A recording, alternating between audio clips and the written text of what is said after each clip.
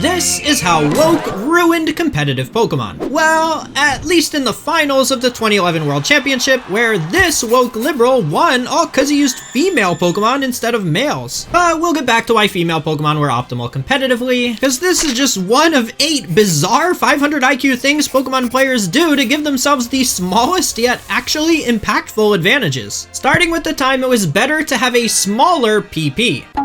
So normally, it's optimal to PP max all your moves, which makes sense. But counterintuitively, there's actually some moves that were better not to PP max. The first are very low PP moves that you're unlikely to use more than 5 times per battle. Because if a Pokemon ever locks you into using that move over and over with Encore, which is a decently common move in competitive play, then the sooner you run out of that move's PP, the sooner you escape the Encore lock. The other move though is a much more unique case. Worlds finalist Michael Kelsch had a choice band Dragapult with the move Sucker Punch, which would seem like a move you'd want to PP max, cause if you run out of PP while holding the choice band, you're forced to struggle. But that was exactly why. See, Sucker Punch fails if your opponent doesn't attack. So normally, players will spam the move Protect while counting how many times you've used Sucker Punch till you're out of PP. Sucker Punch's max PP is 8, so that's what players would rightfully expect. Michael, though, only increased his Sucker Punch's PP to 6. So with Protect having an increasingly likely chance to fail when used in succession, if the opponent fails a Protect, an unexpected choice band boosted struggle could actually get surprise KOs on frail or weakened Pokemon. Now when someone says size doesn't matter, you'll know that sometimes a smaller PP is optimal. But what about the size of your Pokemon? Well, normally, a Pokemon's size variations are irrelevant aside from aesthetics and some special titles and marks. Except in one specific case, because a now deleted move, Skydrop, allowed you to take an opponent's Pokemon up in the air. This immobilized them the way a move like Digger Fly does for your own Pokemon before dropping the opponent down a turn later for a tiny bit of damage. But it's best to think of it more like a Temu version of Fake Out. Only Skydrop comes with one big drawback. Do you remember those totem Pokemon from Sun and Moon? You'd go around collecting like stickers or something in order to catch them? Well, those weren't only cosmetic, because when it came to Skydrop's big drawback, it can't pick up Pokemon that are too thick.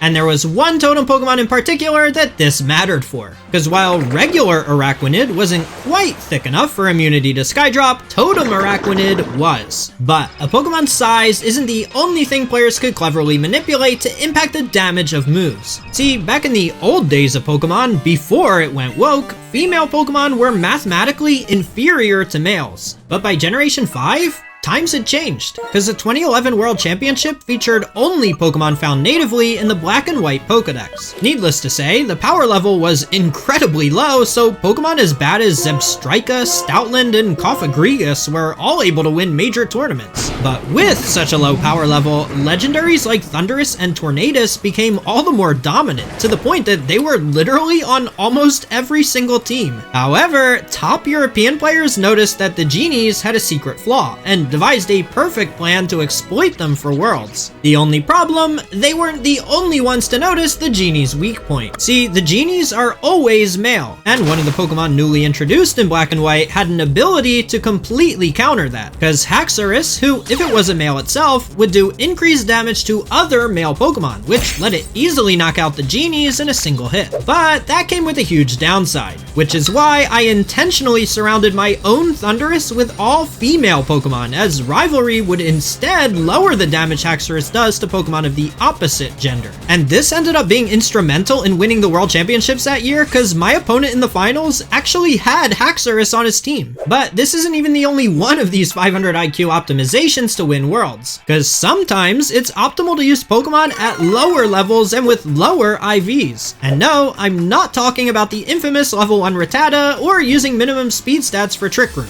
I'm talking about Aaron. Hey guys. No, not that Aaron. The mediocre pre-evolution of Aggron. Because at level 1, it can actually live forever, which was a strategy that Wolf Glick took to a top 16 finish at a 2013 regional championship. With Sturdy allowing it to survive every attack when it's at full HP, it can use the combination of Endeavor and Shell Bell to become unkillable, all while bringing your opponent's Pokemon's HP down to a single %. But level 1 Smeargle did even better, winning the World Championships all the way back in 2008. It could also use that same level 1 Endeavor strategy, but the real damage it could do Mewtwo was putting both opponents to sleep with Dark Void. And since Smeargle could all but guarantee Trick Room gets set up with either Fake Out or Follow Me, being level 1 allowed it to always move first inside the Twisted Dimensions. But level 1 wasn't even the only lower level strategy, because level 49 Amoonguss was also good. See, in the days of Black and White, grass types were not immune to powder moves, so level 49 Amoonguss sacrificed just a couple stat points, all in order to move before opposing Amoonguy in Trick Room, putting them to sleep with Spore before they can move. Similarly, level 49 Primals were also good, because when two weather setting Pokemon are sent out at the same time, the one that's slower is the one whose weather effect remains on the field. But it's not just your Pokemon's level that it's sometimes optimal to lower. Some players, for example, will intentionally use a lower defense IV just to ensure that Porygon 2, a special attacker, ends up boosting its attack with its download ability, while others instead lower their defense IV for a better offense, like Naoto Mizubuchi's Takataka, which won Worlds with a lonely nature and a 17 defense IV. That way, whenever it picks up a KO, its Beast Boost will raise its attack rather than its defense. And sometimes, it's also important to lower your speed stat just to control the order your Pokemon move. Like when I won Worlds back in 2012 with a strategy of having my Cresselia use Swagger on my own Metagross, whose Lumberry would then heal the confusion. But I needed to make sure my Cresselia would move first under Trick Room. Also, Metagross could attack immediately after with its now doubled attack stat, which is why I had to use an Adamant Metagross with a 14 speed IV. But maybe the weirdest one is that it's sometimes better to intentionally use a lower HP IV, all in order to end up with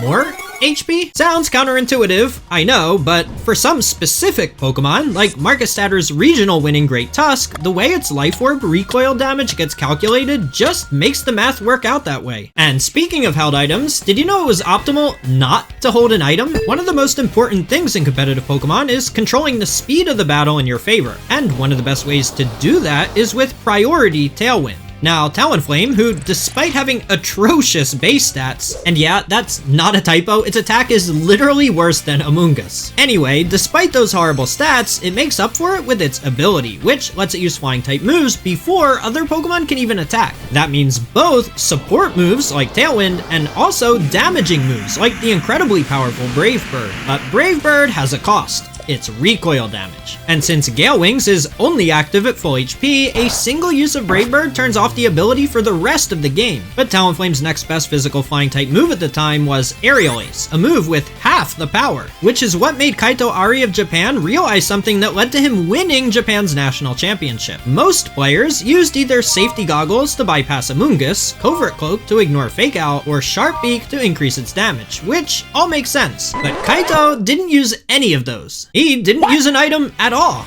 but it was so he could use the move Acrobatics, which when not holding an item is just barely weaker than Brave Bird, but without the recoil damage. But that's not even as crazy as the time shiny Pokemon were optimal in winning national championships, because aside from Generation 2, shininess is purely cosmetic. But as we've already seen, even cosmetics can be optimized in competitive Pokemon. Now, the first and probably most well-known instance of a shiny Pokemon being optimal is the 2017 event-exclusive Magikarp, because this shiny Magikarp learned a special move that regular old Magikarps couldn't, and that move was Bounce. A normally useless move. But Sun and Moon gave us Z moves, which could often turn otherwise useless moves like Conversion, Last Resort, and yep, even Bounce into actual good moves. And Gyarados, despite being a flying type, couldn't learn any physical flying type moves until this shiny Magikarp. But this wasn't even the only time Game Freak did something like this, because way back in 2010, an event-exclusive shiny Suicune was distributed. And like Magikarp, this Suicune learned special moves that normal, non-shiny ones couldn't. So what move was so strong that this unique shiny Suicune was able to win a Japanese national championship against legendaries like Mewtwo, Dialga, and Kyogre? For me personally, I don't like it, I don't respect it. If you're thinking about playing Suicune with sheer cold, don't. Sorry, Wolf. It was sheer cold. But if you don't want to make your opponents hate you, don't worry, because there was a time when it was optimal to make your own Pokemon hate you instead. Now, for some Pokemon, you need to make them love you in order to evolve or learn special moves. But in competitive play, it was important for some of the strongest Pokemon too, because all three of these Pokemon used the move Return, which could max out at over 100 base power if your Pokemon really loved you. But two other really common Pokemon back then were Smeargle and Ditto, who could both transform into an opponent's Pokemon. And with so many players using the move Return, Smeargles and Dittos would all max out their happiness too. But heading into the World Championships, players realized they didn't have to use the move Return. Instead, they could make their Pokemon hate them and use Frustration instead. Because although that took a bit of extra time and effort, once all those lovey-dovey Smeargles and Dittos transformed, they'd be stuck using a move with a measly 1 base power. So if you love this video, why don't you return and check out what's on screen next.